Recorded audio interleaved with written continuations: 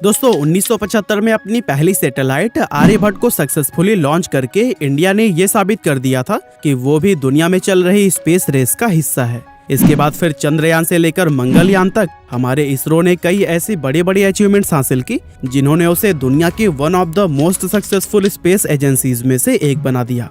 अब इसरो को आज हम भले ही स्पेस में बड़े बड़े रॉकेट्स लॉन्च करते हुए देखते हैं, लेकिन क्या आपको पता है कि इंडिया के फर्स्ट रॉकेट लॉन्च के दौरान रॉकेट पार्ट्स साइकिल और बैलगाड़ी पर रखकर ट्रांसपोर्ट किए गए थे।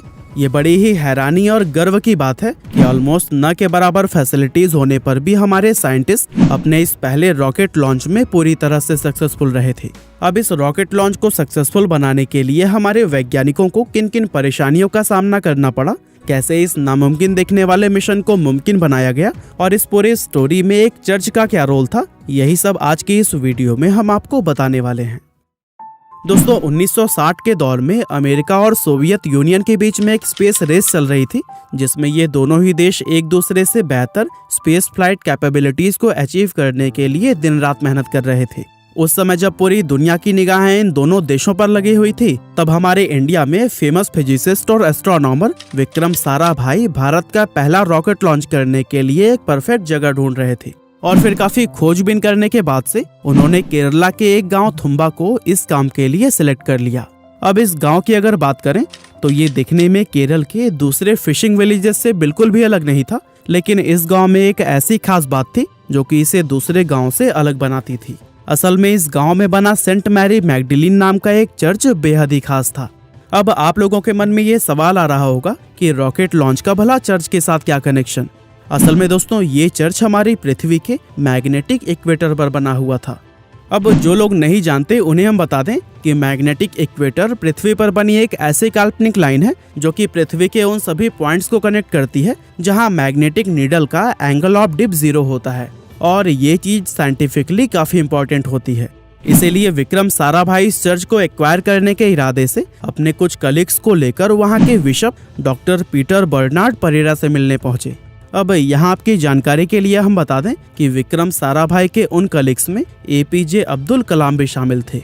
विक्रम सर ने बर्नार्ड परेरा के सामने अपनी पूरी बात रखी और अपने साइंटिफिक पर्पस के लिए उनसे उनके चर्च को मांगा, लेकिन सारी बात सुनने के बाद भी बर्नार्ड परेरा ने उन्हें कोई ठोस जवाब नहीं दिया और उन्हें अगले संडे चर्च में होने वाले मीटिंग के लिए इनवाइट करके इस डिस्कशन को खत्म कर दिया।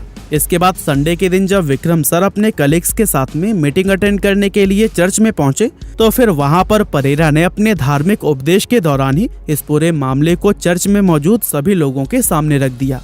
दोस्तों doctor APJ Abdul Kalam sir ने अपनी किताब इग्नाइटेड माइंड्स में इस पूरे इंसिडेंट को बड़ी ही खूबसूरती से डिस्क्राइब किया है।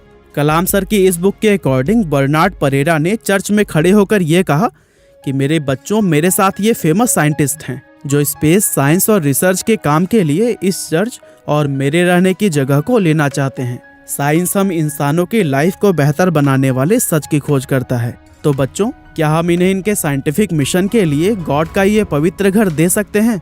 परेरा की ये बात सुनकर विक्रम सर समेत उनके सारे कलीग्स शॉक्ड रह गए थे और चर्च में पूरी तरह से सन्नाटा छा गया। असल में ये किसी ने एक्सपेक्ट नहीं किया था कि बर्नार्ड परेरा इस बात को इस तरह से पब्लिक में ही अनाउंस कर देंगे। ऐसे में सभी साइंटिस्ट को यह डर लगने लगा था कि धार्मिक मामला होने की वजह से लोग भड़क न जाएं।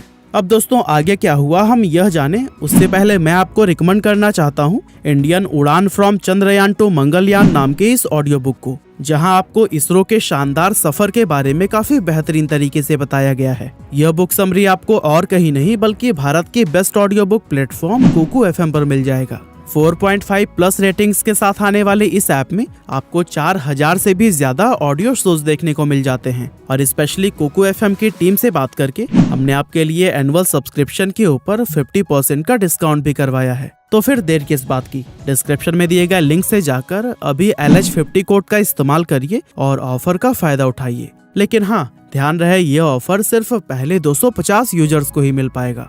बहरहाल चलिए हम यह जानते हैं कि चर्च के अंदर पब्लिकली लोगों के सामने विक्रम साराभाई के प्रपोजल को बताने के बाद से क्या हुआ। कलाम सर अपनी बुक में लिखते हैं कि कुछ देर के लिए तो वहाँ पर सन्नाटा छाया रहा, जिससे वैज्ञानिकों को दंगा भड़कने के और भी ज्यादा आसार दिखने लगे। लेकिन थोड़ी देर शांत रहने के बाद से पूरा चर्च आमीन की आवाज से गूंज उठा। यानी कि सभी लोगों ने ये चर्च हमारे देश के इन साइंटिस्ट को सौंपने की अनुमति दे दी थी। और दोस्तों, सिर्फ चर्च में मौजूद लोग ही नहीं, बल्कि पूरे गाँव के सभी लोगों ने इस मिशन में अपना पूरा सहयोग दिया। दरअसल ये परमिशन मिलते ही सबसे पहले जरूरी पेपर वर्क निपटाए गए और फिर सिर्फ 100 दिनों के अंदर सभी गांव वालों को पास के ही एक नए गांव में रिलोकेट करके वहां पर उनके लिए एक नया चर्च भी बनवाया गया। इसके बाद से चर्च के बाहर गार्डन में इंडिया का पहला रॉकेट लॉन्चर बनाया गया और इस तरह से सेंट मैरी मैगडलीन के नाम से जाना जाने वाला ये चर्च अब Thumba equatorial rocket launching station बन गया। कलाम सर की बुक के अकॉर्डिंग विक्रम सर और उनके साथी वैज्ञानिकों ने चर्च के प्रेयर रूम को लेबोरेटरी, बिशप के रूम को ड्राइंग ऑफिस और गायों के रहने वाली जगह यानी कि कैटल शेड को स्टोरेज हाउस में बदल दिया। इस तरह से बेहद कम फंडिंग और ऑलमोस्ट न के बराबर फैसिलिटीज होने के बावजूद भी इंडिया के इन यंग और पैशनेट साइंटिस्ट ने भारत के पहले रॉकेट लॉन्च की तैयारी शुरू कर दी।